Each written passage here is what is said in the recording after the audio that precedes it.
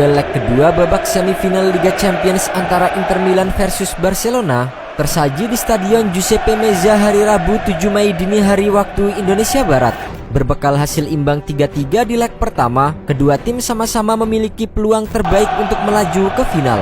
Barcelona yang tampil apik di bawah arahan Hansi Flick sedikit lebih diunggulkan dari pasukan Simone Inzaghi. Namun, si ular yang bermain di hadapan pendukung sendiri nampaknya telah menyiapkan kejutan besar.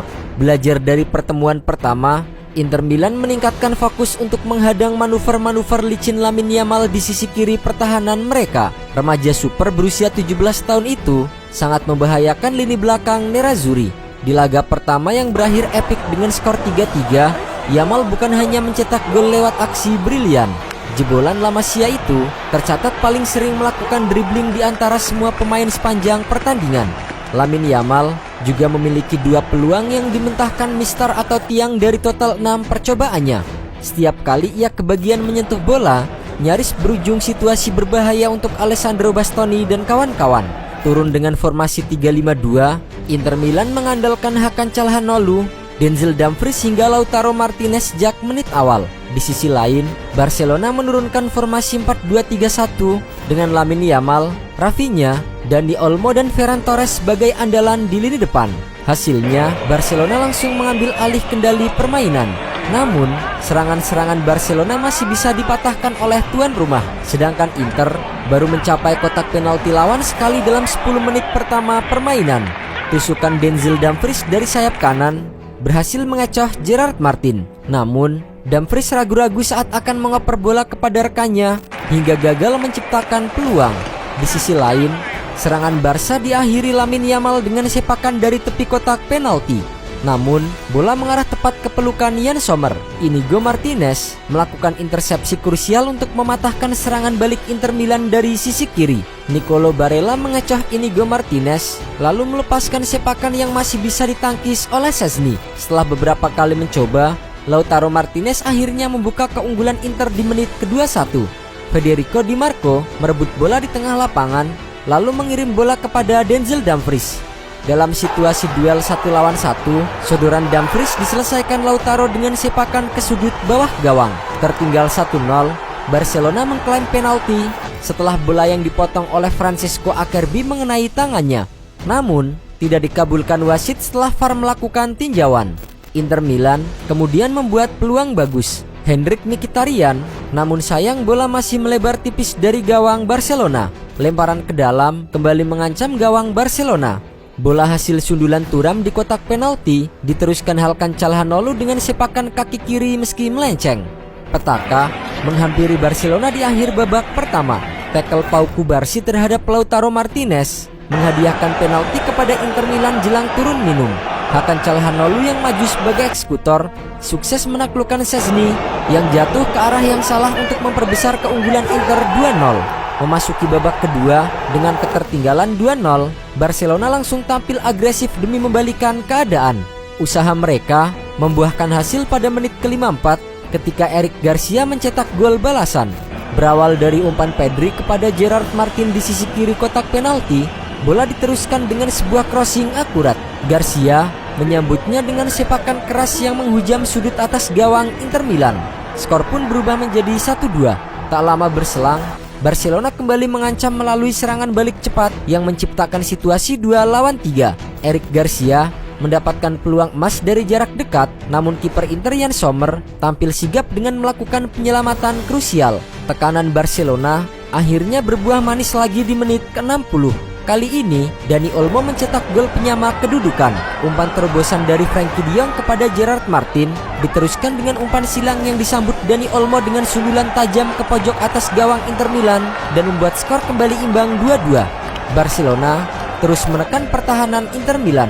Mereka mendapatkan peluang lewat tendangan bebas usai Lamine Yamal dijatuhkan oleh Henrikh Mkhitaryan di area berbahaya. Dalam eksekusi yang cepat, De Jong menyodorkan bola kepada Yamal yang langsung melepaskan tembakan. Sayangnya, bola masih melambung setelah Yann Sommer sudah dalam posisi terjatuh.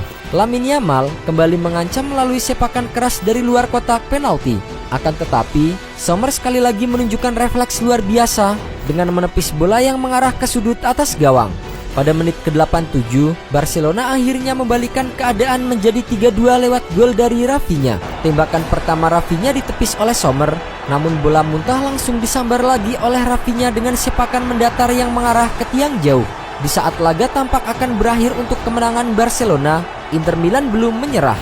Di masa injury time, Francisco Acerbi berhasil mencetak gol penyamak kedudukan setelah memanfaatkan crossing dari Denzel Dumfries.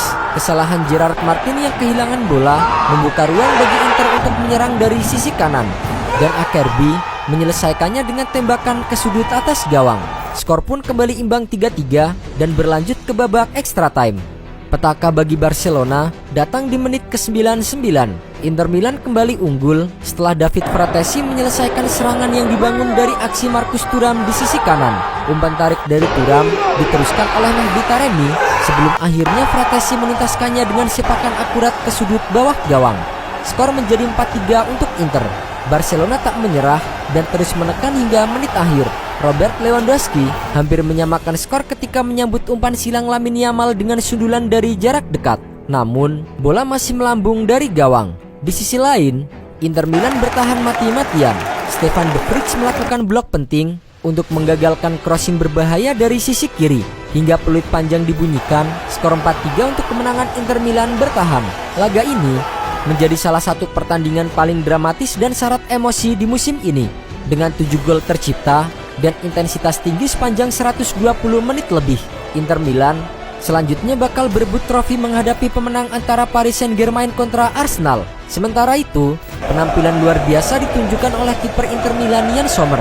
Ia menjadi kunci sukses Inter Milan menyingkirkan Barcelona dan melangkah ke final Liga Champions 2024-2025. Kiper asal Swiss itu tampil seperti tembok tak tergoyahkan di bawah mister gawang, terutama dalam menghadapi ancaman berulang dari bintang muda Barcelona Lamine Yamal. Salah satu momen paling menentukan dalam kondisi fisik pemain yang mulai menurun dan tekanan mental yang tinggi, Sommer justru menunjukkan ketenangan dan refleks luar biasa.